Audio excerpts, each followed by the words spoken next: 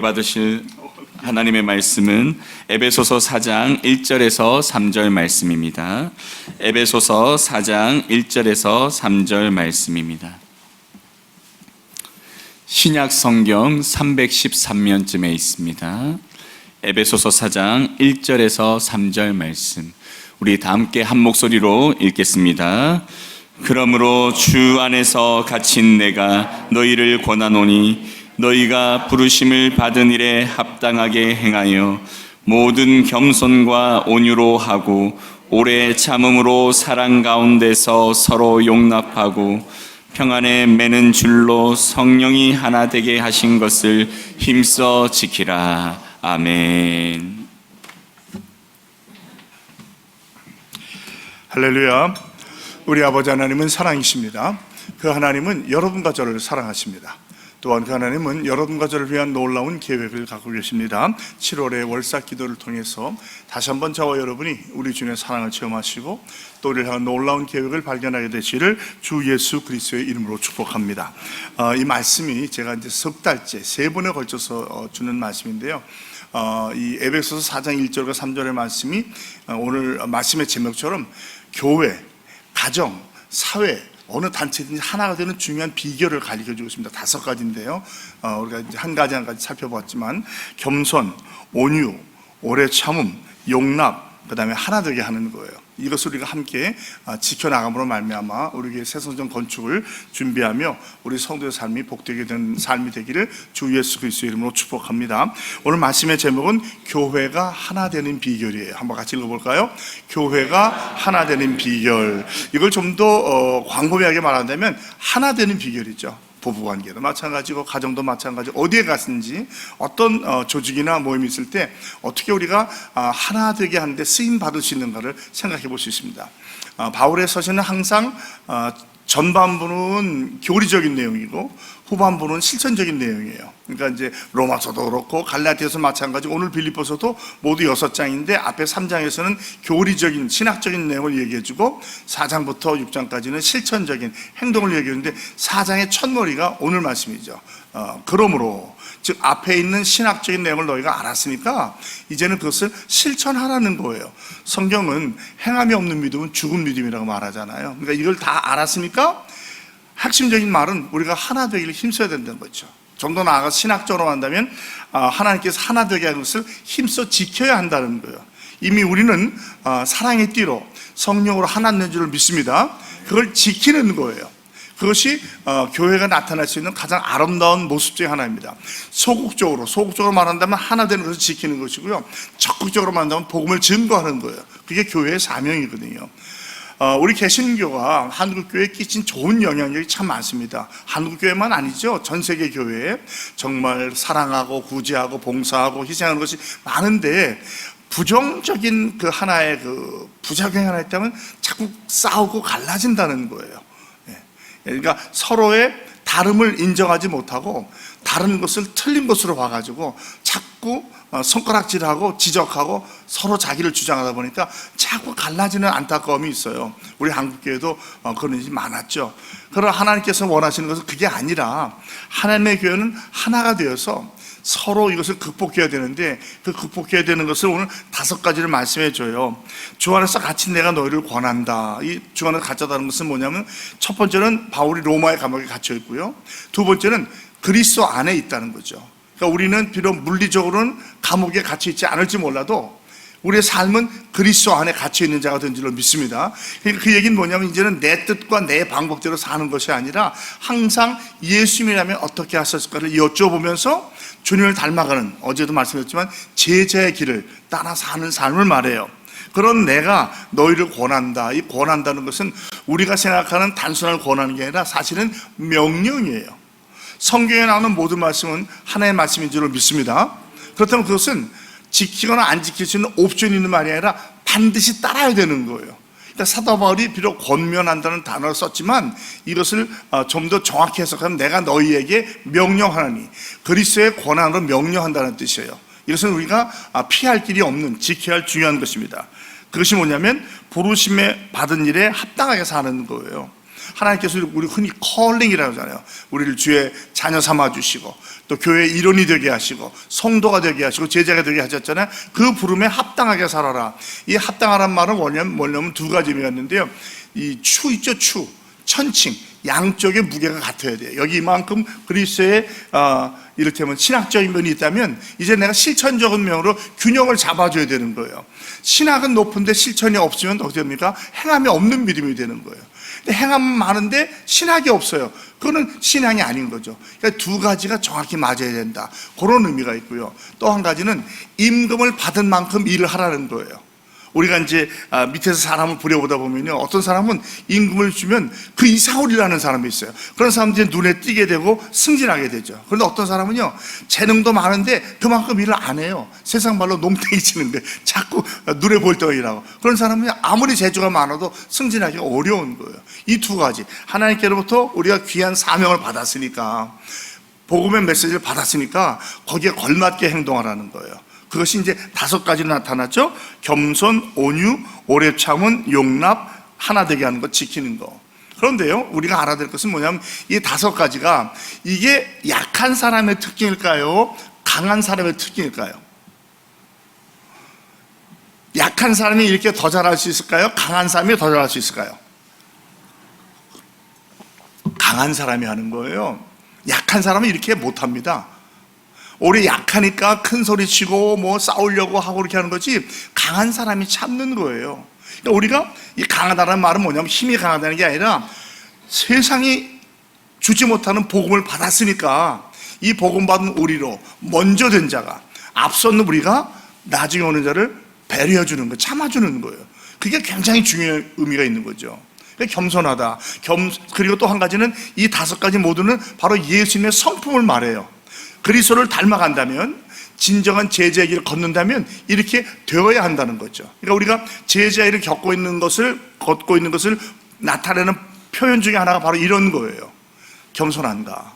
내 마음의 태도와 자세가 겸손한가. 겸손의 핵심은 남을 나보다 낮게 여기는 거예요. 내가 못나서가 아니에요. 못났으면 당연히 이렇게 해야 되죠. 그러나 그렇지 않음에도 불구하고 약한 자를 높여주고 세워주는 거예요. 그것이 바로 교회와 가정 안에서, 특별히 교회 안에서 일어나야 된다는 것이죠. 어찌 보면 저와 여러분은 의리보다 앞선 자도 있지만 뒤에 오는 분을 생각하면 다 앞서가는 자예요. 먼저 된 자예요.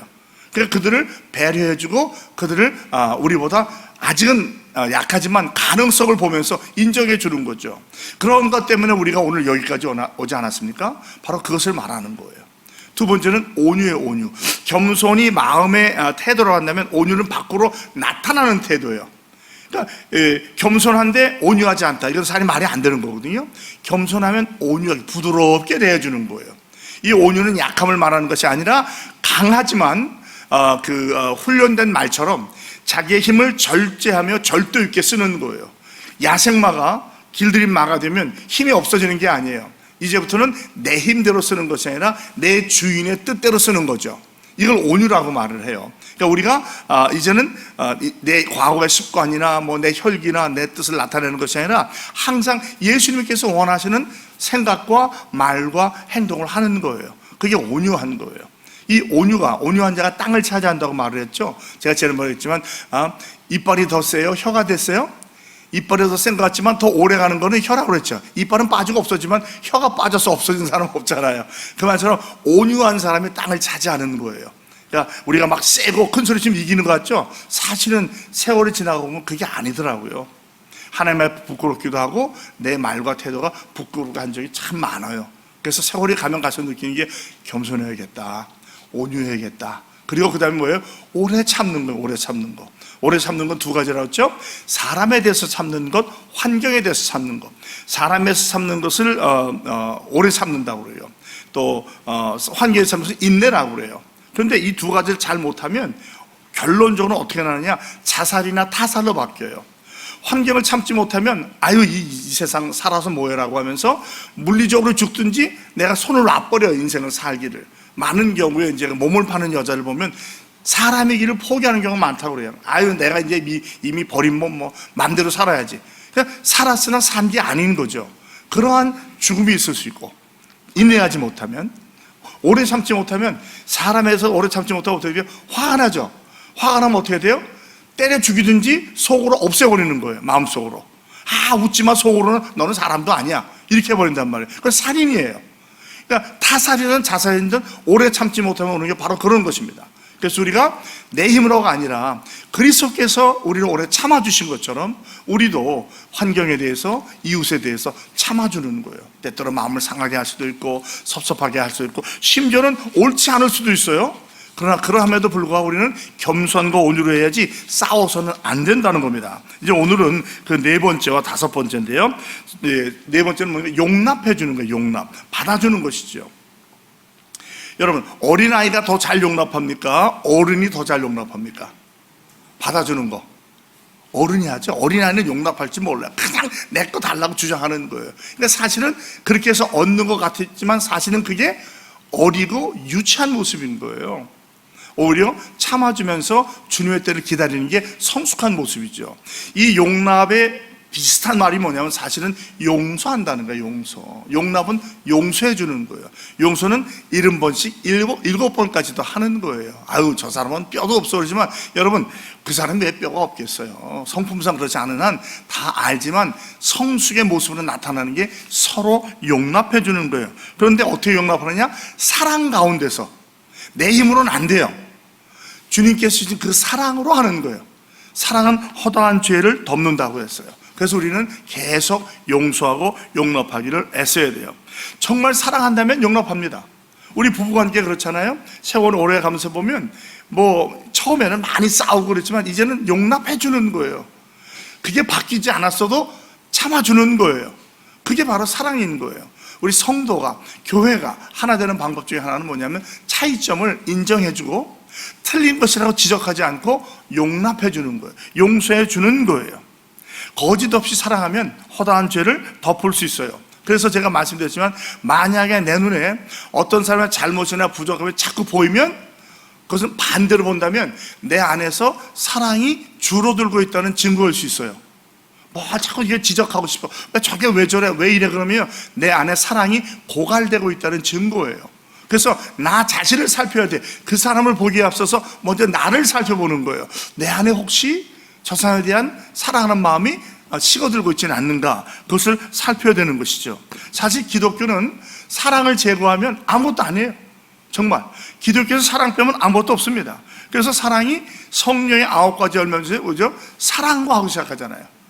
어찌 보면 성령의 다른 모든 열매는 사랑의 근거에서 나온, 사랑, 희락, 화평, 오래 참음, 자비, 양성, 충성, 온유, 절제가 사랑에 근거한 거예요. 그러니까 이 9가지를 만약 하나로 뭉뚱그려진다면 저는 사랑이라고 생각을 해요. 그래서 기독교를 사랑의 종교라고 하는 것이죠. 그러니까 사랑으로 용서해 주는 거예요. 사랑으로 품어주고 용납해 주는 거예요. 그의 가능성과 미래를 보는 것이죠. 초대교회가 폭발적인 영향력을 발휘했던 이유가 뭐냐면 바로 사랑했기 때문에 그래요. 서로 뜨겁게. 우리 초대교회 사도행전 2장 43절로 47절에 나오잖아요. 어떻게 살았는지. 그것이 우리 교회가 추구하는 거죠. 예배와 교제와 교육과 섬김과 전도예요. 이것이 아름답게 균형을 이룰 때에 교회가 놀라운 영향력을 발휘했고, 오늘날 많은 교회가 추구하는 게 그겁니다. 각각 표와 모토는 다를지 몰라도 핵심으로 돌아가면 그것이고, 그것의 핵심이 뭐냐면 사랑이에요. 사랑하는 거예요. 그러니까 만약에 사랑이 없는 교회라면 그것은 이미 더 이상 교회라고, 가족이라고 말할 수 없고 그냥 단순한 조직 내지는 공동체가 되겠죠. 그래서 우리는 더욱더 사랑하기를 힘쓰는 거예요. 사랑하기 위해서 용서도 하고 양보도 하고 포기도 하고 인내도 하고 참아 나가는 것이지요. 우리 모두가 이렇게 사랑으로 뜨겁게 섬기는 우리 인천중앙교회 되기를 주님의 이름으로 축복합니다. 그래서 정말 부흥이 일어나고 은혜가 넘치는 교회가 되기를 예수님의 이름으로 축복합니다. 마지막 다섯 번째 보니까 평안에 매는 줄로 성령이 하나 되게 하신 것을 힘써 지키는 거예요. 그러니까 하나 되게 하신 것을 지키는 거예요. 물론 하나 되게 하는 노력도 있겠죠. 계속해서 새로운 가족이 들어오니까 또 그들이 배워야 되고 하겠지만 우리는 이미 하나 된 것을 지키면서 그것을 실천하는 거예요. 근데 그것이 뭡니까? 이 평안에 매는 줄로. 이 평강이 참 중요해요. 평강이 없으면 하나 되기가 어렵습니다. 평강은 어떻게 됐죠? 하나님과 나 사이의 평강이 필요하고요, 나와 나 사이의 평강이 필요하고, 나와 이웃의 평강이 필요한 거예요. 하나님과 나와 또 교역자와 성도와 성도와 성도 간의 평강이 이어지지 않으면 우리가 하나 되기가 어렵습니다. 그래서 항상 우리가 내 마음을 살펴보는 세 가지 중요한 조건이 기쁨, 감사, 평강이에요. 이것 중에 어느 하나라도 내 안에서 사라지는 게 보이면 위험 신호예요. 주님이 지금 경보등을 켜주는 거예요. 긴장하라는 거예요. 어디서 내가 지금 이게 새 나가고 있는가? 나는 그럼 어떻게 해야 될 것인가? 누구 때문에가 아니라 나는 그러면 어떻게 해야 될까를 살펴보는 것이죠. 주님께서 요한복음 17장에 그 대제사장이 기도를 하는데 그 내용이 뭐냐면 우리가 하나가 된 것 같이 그들도 하나가 되게 하라 함입니다. 그랬어요. 우리가 삼위일체 하나님을 믿죠? 성경에 삼위일체라는 말은 나오지 않지만 이건 기독교에서 전통적으로 성부와 성자와 성령은 한 분인 것을 말해요. 이것을 설명하기는 참 어려워요. 분명한 것은 이 세 분이 각각 단 한 분이지만 본질적으로 한 분이지만 격으로 나타날 때는 성부, 성자, 성령으로 나타난다는 거예요. 그러니까 즉 세 분이 하나고 하나가 세 분인 거예요. 그러니까 교회도 우리가 뭐라고 말은 못하지만 바로 이렇게 하나가 되기를 힘써야 돼요. 이미 하나 되게 하셨어요. 그리스도께서 돌아가심으로 말미암아. 그래서 만약에 하나가 되기를 깨는 것이 있다면 죄가 아닌 이상은 내가 양보하는 거예요. 먼저 깨달은 자가 참고 이해하는 것입니다. 그래서 이렇게 되면 다른 것을 말하는 게 아니에요. 다른 건 괜찮아요. 다르지만 한 목적을 향해서 한 방향을 향해서 나아가는 게 하나 되는 거예요. 어떻게 의견이 어떻게 뜻이 다 같을 수가 있어요? 다를 수 있죠. 그러나 그러한 가운데도 서로 사랑하고 용서하고 양보함으로 말미암아 한 목적을 향해서 나아가는 것이죠. 어제도 말씀드렸지만 성전을 지어요. 성전에 대한 기대가 아마 여기 있는 분이 100명이면 100명 다 다를 거요. 나는 5층짜리 지하 3층짜리, 공간 넓은 거, 좀 더 아주 아름다운 미적인 교회, 또 그리스도의 영광을 나타내는 교회, 음향이 잘 되는 교회, 다 생각하는 게 달라요. 그러나 그런 가운데 이것을 잘 조합해가지고 성전을 아름답게 지어가는 거예요. 세상교회 지으면 모두가 다 만족할 수는 없을 거예요. 내가 바랐던 게 안 될 수도 있거든요. 그러나 그것은 중요한 게 아니에요. 우리가 마음을 모아서 가장 중론을 모아서 가장 접근하는 거죠. 그게 바로 우리 당회, 건축위원회가 하는 일이에요. 당회도 많은 난상 토론을 합니다.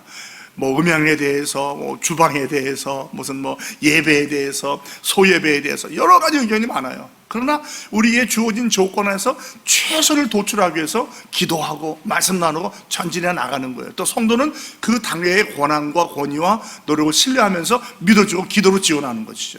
우리 성전 건축이 그렇게 이어지기 때문에 하나님께 큰 영광이 되고 우리에게는 큰 기쁨이 될 줄로 저는 확신합니다. 여러분 그것은 믿으시고 하나님이 하시는 거예요. 성령이 하시는 거예요. 그걸 믿고 나아가시면 반드시 그렇게 될 줄로 믿습니다. 이렇게 화평하게 하는 자에게는 하나님의 아들이 된다는 칭찬을 받고 하나님의 자녀라는 칭찬이 화평을 통해서 평강을 통해서 일어나는 겁니다. 그러므로 교회 안에서만이 아니라 내가 가는 그 어디에서든지 그리스도의 향기를 바라는 좋은 방법 중에 하나가 우리가 평화의 사도가 되는 거예요. 미움이 있는 곳에 사랑을, 분열이 있는 곳에 일치를, 우리가 평화의 기도 알잖아요. 그런 평화의 사도가 되시는 저와 여러분이 다 되기를 주님의 이름으로 축복합니다. 평안해야 행복이 있어요. 평안하지 않으면 행복 잃어버립니다. 그러니까 하나님과 나 사이에 죄사함의 용서와 구원을 받아야 평강이 이루어져요. 그래야 세상에서 흔들지 않는 이 행복이 있는 거예요. 또 내가 나를 용서하지 못하고 용납하지 못하면요, 아무리 잘 나가고 성취해도 평강이 없어요. 행복이 사라집니다. 그래서 나를 용서하고 품는 거예요. 그 다음에는 이웃이에요. 아내든 남편이든 부모든 자기 형제든 이달과 평강하지 않으면 이 평강이 사라지면서 행복감이 사라져요. 인간의 기본적인 욕구는 행복을 추구하는 거거든요. 그 행복을 추구하는데 물론 이기적이고 잘못된 행복도 있지만 적어도 우리가 인간으로서 추구하시는 그 행복을 추구하기 위해서 꼭 필요한 게 기쁨과 감사와 평강이에요. 그러니까 내 안에 만약에 지금 평안한 마음, 안정된 마음이 없다면 나를 돌이켜봐야 돼요. 어디서 내가 그랬지? 혹시 하나님과의 관계에서는 아닌가? 내가 나를 용서하지 못하고 있는 것은 아닌가? 나를 받아들이지 못하고 있는 것은 아닌가? 아니면 혹시 이웃과의 관계에서, 이웃은 배우자, 부모, 형제, 자매, 목회자, 성도 다 있을 수 있어요. 여기서 혹시 내가 무엇인가를 받아들이지 못하고 용납하지 못하고 소화하지 못하고 있는 것은 없는가? 그걸 그게 바로 십자가 앞에 사는 것이죠. 그래서 이것이 뭔지는 모르지만 기쁨과 감사와 평강이 사라질 때 다시 십자가 앞에 나와서 회복되는 저와 여러분이 되길 바랍니다. 그래야 우리는 행함이 있는 믿음, 즉 성경이 말하는 온전한 성도의 삶, 그래서 가정이든 뭐 조직이든 나라든 교회든 하나가 되는 삶을 사는 거예요. 다시 말씀드립니다. 말씀 맺겠습니다. 이 하나가 됨이 깨지는 것은 굉장히 위험한 사인이에요. 별거 아닌 것 같지만 뭐 너는 너대로 나는 나대로 살면 되잖아. 그건 이미 교회의 길을 포기한 겁니다. 교회는 이 세상에 가장 아름답고 훌륭한 조직체예요. 가정 빼놓고 하나님이 가정을 먼저 만드시고 그 다음에 교회를 만드셨거든요. 하나님은 가정과 교회를 통해서 모든 역사를 하세요. 여러분, 인류 역사의 변화가 정부를 통해서 변화되는 게 아니에요. 강한 나라를 통해서 변화되는 게 아닙니다. 작은 단위의 가정, 그리고 이것이 펼쳐가면서 교회를 통해서 모든 일이 이루어져요. 가난도 제가 얘기했죠. 가난도 나라가 해결 못해요. 교회가 나서면 해결이 된다는 거예요. 사랑의 문제, 용서의 문제, 구조의 문제, 그게 나라의 힘으로 되나요? 아니에요. 하나님의 교회가 크든 작든지 사명을 감당할 때 이 사명이 이루어지는 줄로 저는 믿습니다. 그래서 우리 한 사람 한 사람이 너무나도 소중한 교회예요.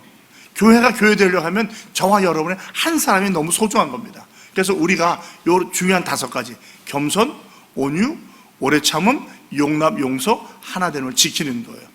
여기에 우리가 매진하면서 올 한 달도 계속 이 말씀을 깊이 묵상하는 가운데 정말 우리가 하나님께서 하나 되는 것을 잘 지키면서 교회로 교회되는 모습을 이루어 가시는 모든 성도들이 다 되시기를 주 예수 그리스도의 이름으로 축복합니다. 하나님 아버지 고맙습니다. 참 우리 개신교가 많은 좋은 일도 했음에도 불구하고 자꾸 분열되고 갈라짐으로 안타까운 보였던 사실을 인정합니다. 그것이 바로 우리가 성경이 말하는 그 뜻을 제대로 따라가지 못했기 때문에 그런 것도 고백합니다. 오늘 사도 바울이 교리적인 면을 충분히 얘기해 주면서 실천적으로 가장 먼저 해주는 말씀, 즉 우리가 하나가 되기 위해서는 부르심에 합당하게 살아야 되는데 겸손, 온유, 오래 참음과 인내, 또한 그 용납과 용서, 그리고 평안으로 하나 되는 것을 깨닫게 해주시니 고맙습니다. 우리 한 사람 한 사람이 이것을 실천하는 작은 성도가 되어서, 작은 디딤돌이 되어서 우리 가정과 또 우리 조직과 교회와 나라 민족이 정말 주님의 부르심에 합당한 삶을 활동을 하는 그런 곳이 되게 하여 주시옵소서. 특별히 여름 한 달 동안 장마 속에서, 더위 속에서 우리가 이 말씀을 깊이 묵상하는 가운데 기쁨과 감사와 평강을 잘 지키면서 어디 가든지 하나님께 쓰임받는, 칭찬받고 인정받는 성도들이 다 되게 하여 주시옵소서.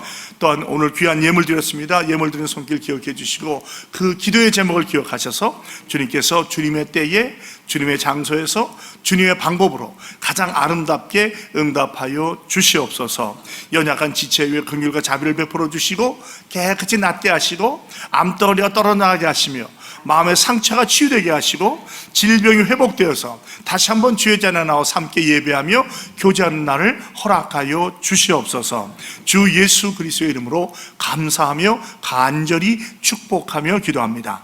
아멘.